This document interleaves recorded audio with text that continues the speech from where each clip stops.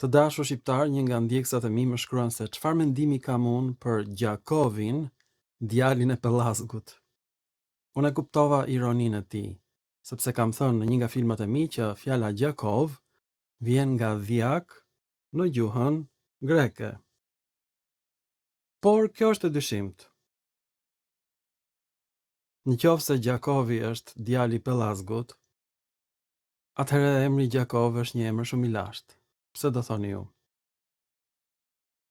Është një arsye sepse Gjakovi është djali i Pellazgut. Sipas disa legjendave, në një nga motërzimet thuhet që Aimos ose Gjaku, fjalë për fjalë, varianti tjetër Haimon, si Gjaku, ishte një nga bijtë e birit të Pellazgut, Lykaion. 50 nga bijtë e birit të Pellazgut, Lykaion, e humbën jetën në mënyrë tragjike. Dhe një nga këta ishte Haimon, si Gjaku. Sipas legjendave iliro-helene, Zeusi ftohet për drek nga Lykaion, që do thot ujku në greqisht, Ulkinion në shqip, është emër shqiptar, emri i ulqinit. Dhe Ulkinion e fton Zeusin për drek dhe i servir atij mishin e njeriut. Për këtë arsye Zeusi zemërohet, e godet me rufe Lykaionin dhe e mallkon atë dhe të gjithë fëmijët e tij, që brez pas brezit janë të mallkuar për këtë krim të rëndë. Që në ato moment, pastaj njerëzit filluan të bëjnë sakrifica kafshët dhe jo njerëzit për Perëndit. Pra është mit shumë i bukur, shumë i rëndësishëm. Tregon hapin e parë drejt qytetërimit. Në një variant tjetër, Haimon ose Gjaku, fjalë për fjalë, është djali i Klorus, po ashtu biri Pellazgut. Gjë e rëndësishme është kjo. Janë gjetur 9 motërzime, 3 prej të cilëve janë në veprën e Homerit. Autor të ndryshëm, Hyginus, Pausanias, të panumërt, sillin motërzime të tjera. Janë të paktën 9 motërzime për origjinën e emrit Haimos. Për nëse unë ju sjell 2 motërzime në shqip, mos u shqetësoni, në greqisht janë 9. Janë 17 burime të ndryshme autorësh për këto 9 motërzime, pra ka prova të ndryshme që kjo është një nga mitet më të lashta, dhe është origjina e emrit të maleve të Ballkanit. Fjala Ballkan në shqip vjen nga fjala turke. Ballkan i thon maleve. Pra, kjo mund të përkthehet në shqip nga dishulli i maleve. Nga turqishtja, por ne e dim që turqit kanë hyrë në Ballkan në shekullin e 15. Emri origjinal është pikërisht nga dishulli i Haimonit ose i Haimos, ose në shqip nga dishulli i Gjakovit. Kjo është e vërteta. Deri tani fjala Haimos dhe Haima Gjak nuk janë shpjeguar më sot, por unë me ndihmën e inteligjencës kompjuterike shfrytëzoj të gjithë literaturën e lashtë helene dhe e gjej emrin Haimos nga vjen. Ka zëvendësuar një emër më të lashtë helen për gjakun, mirëpo fjala gjak ishte me kuptimin e gjakut të njeriut. Dhe në momentin që u bë pra pikërisht zëvendësimi i gjakut të njeriut me gjakun e kafshëve ose lëngun e frutave, erdhi fjala Haimos. Pra zëvendësimi një fjale më të lashtë, hear i thon gjakut në gjuhën origjinale helene. Pra është fjalë tabu. Haimos zëvendëson fjalën gjak. Por çdo të thotë Haimos dhe Haima lidhet me fjalën dhimbje, e pabesueshme, zbulimi im. Pra kanë ekzistuar dialekte kaq të ndryshme helene saqë vetë grekët nuk e dinë origjinën e këtyre fjalëve. Madje vetë Homeri vetë nuk e dinte. Dhe i gjej unë me ndihmën e inteligjencës kompjuterike. Haimodhios i thon dhimbjes së madhe, të padurueshme, në një dialekt helen. Dhe Haima lidhet me fjalën dhimbje. Ka kuptimin plag në gjuhët gjermane dhe kelte.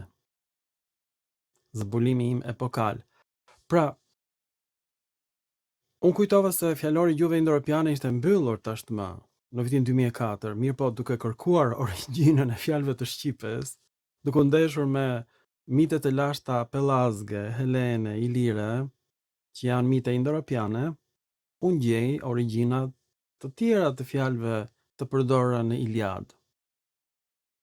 Nuk vin nga Shqipja, por emri Gjakovës, pra nuk vjen nga fjala dhjak, është e lidhur me fjalën haimos, si gjaku, dhe haimon.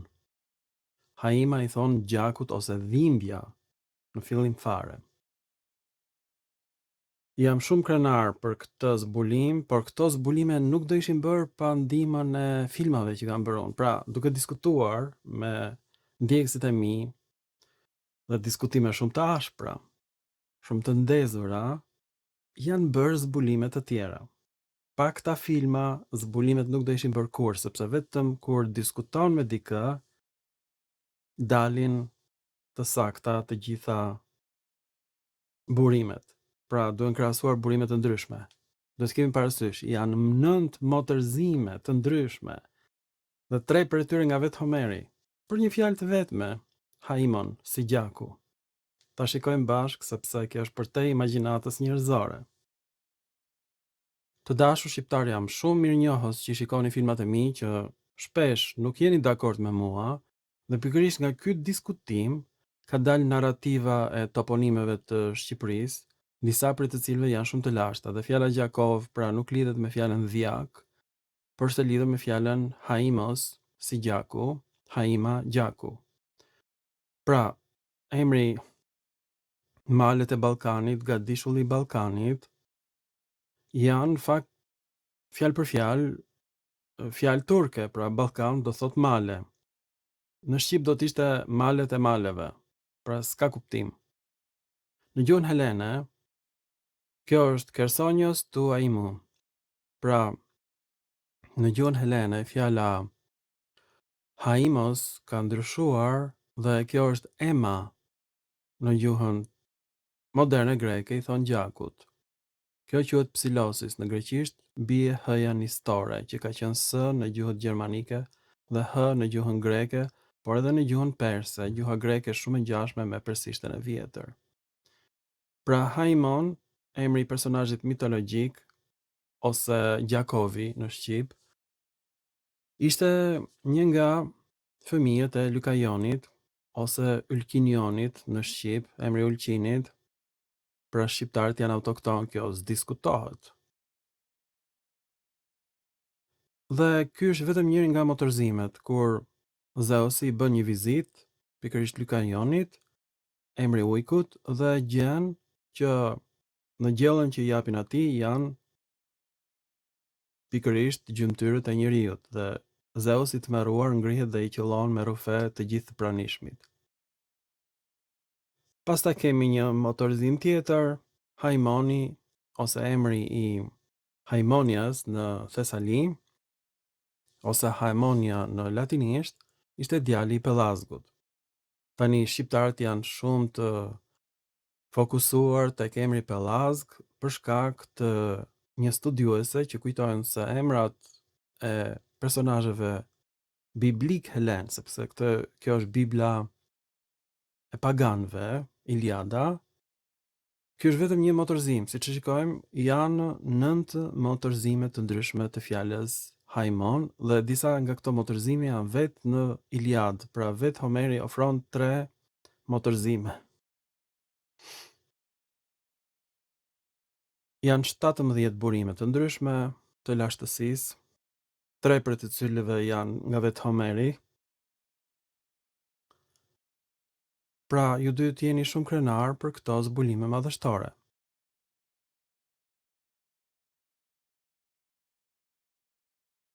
Një nga shpjegimet më të bukura është nga Stefanusi i Bizantit, ky është varianti grek origjinal, dhe këtu Stefanusi i Bizantit shpjegon që emri Haimonia duket sikur është emër Pellazg, por është emër helen. Vjen nga fjala gjaku. Pra është një rajon në Thesali, me emrin Haimon si gjaku. Pra ato që ne na duken si emra Pellazg, A shikoni, janë emra grek. Në qoftë se kjo është e ngjashme me shqipen, atëherë emri Gjakovi ose Sigjaku, fjalë për fjalë. Edhe në gjuhën greke, Haimon do të thotë Sigjaku, tregon që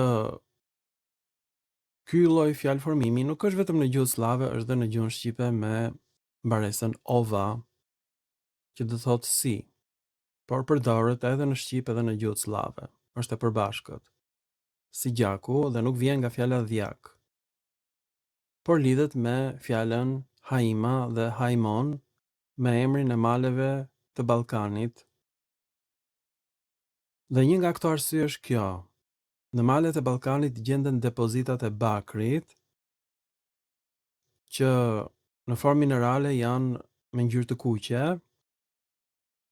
Bakri ishte pikërisht elementi më i rëndësishëm për prodhimin e armëve, dhe vetë Rufeja në fakt ishte një shigjet, shigjeta e Zeusit. Do t'i shikoni statujat e gjetura në Shqipëri.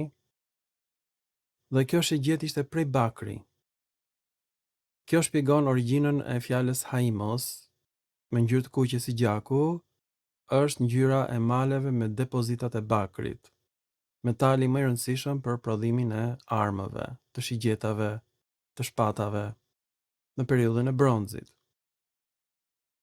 Dhe siç e shikoni, miti është i tillë që Zeusi, duke u përpjekur të mposhtë tifonin, e godet atë me rufe, dhe këto rufe godasin malet, prej të cilave rrjedh gjaku. Pra, depozitat e bakrit pikojnë gjak. Grekët nuk e dinin që bakri ka ngjyrën e gjakut, mendonin se dheu nxjerr gjak. Kjo është shumë e rëndësishme, pra ka kuptimin dhimbje origjinale, ngjyra e gjakut, dhe ja siç e kam gjetur, Haima, në gjuhën greke, Haimodos është dhimbja e dhëmbit. Fjalë për fjalë, Haim odhon,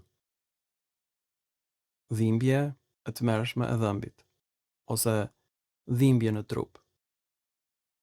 Në gjuhën gjermanike është me s nistore. S-ja nistore është bërë h në gjuhën greke dhe në gjuhën perse të vjetër. Pra, siç e shikoni, në gjuhën gjermanike ka kuptimin i sëmur, me dhimbje, plag. Kjo është përtej imagjinatës njerëzore. Pra kam bërë një zbulim shumë të madh komplet aksidentalisht, duke përpjekur që t'ju shpjegoj shqiptarëve origjinën e fjalës Gjakov, por me sugjerimin e një nga ndjekësave të mi, që unë e respektoj shumë, janë të gjithë anonim sepse kanë frikë nga turbalbanët. Madje drejtori i radio televizionit ka bërë një film ku ai është dorëzuar dhe pranon që Dodona është në kolonjë. Shumë turp. Pra si që shikoni, turbo-albanët fituan në Shqipëri. Drejtori radio televizionit shqiptar, me dhimbje të thellë, shikoja fytyrën e tij, pranon një nga turbo-albanët që ai po i shpjegonte që Dodona është në kolonjë. Dodona është në Tomor, jo në kolonjë. Pra po çmenden të gjithë shqiptarët dhe po përpiqen të gjejnë origjinën e fjalëve greke nga fjalët njërokshë të shqipes. Është marrëzi. Pra fjala gjak është përkthimi i fjalës Haimon, si gjaku. Gjakova, si gjaku, Haimon, si gjaku, po ashtu në gjuhën greke. Pra pellazgët ishin grek. U bindët tani. Flisin dialektin e Thesalis.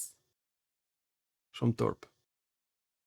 Kur i thua vetes pellazg, do thotë që je grek. Ne nuk jemi grek, por mitet greke pasqyrohen në disa nga toponimet e Shqipërisë. Një nga këto toponime është Olkinion, por kemi dhe toponimin Delminion në Kroaci, nga fjala dele e shqipes.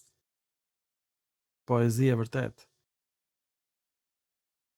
Brindos, briri i drerit është bërë brini në Shqip. Pra ilirët flisin dialekte helene, ti jemi të sigurt për këtë tani, dhe nuk kishin fjalë njërokshe. Haimos është me 3 rokje. Emos është sot në greqisht. Gjuha shqipe i rrëzon mbaresat e ilirishtes. Gjuha shqipe nuk është gjuhë pellazge, gjuha shqipe nuk është gjuhë greke, megjithatë, elementet të helenishtes pasqyrohen në fjalë të lashta ilire. Zbulime madhështore, pranojeni. Tani mund të jetë përzier kuptimi i fjalës gjakov me fjalën dhjak, por origjinali është malet e gjakut, malet me depozita bakri. Dhe miti përpiqet të shpjegojë ngjyrën e kuqe të dheut. Kaq e thjesht. Ju falenderoj për vëmendjen dhe mirupafshim në filma të tjerë shkencor.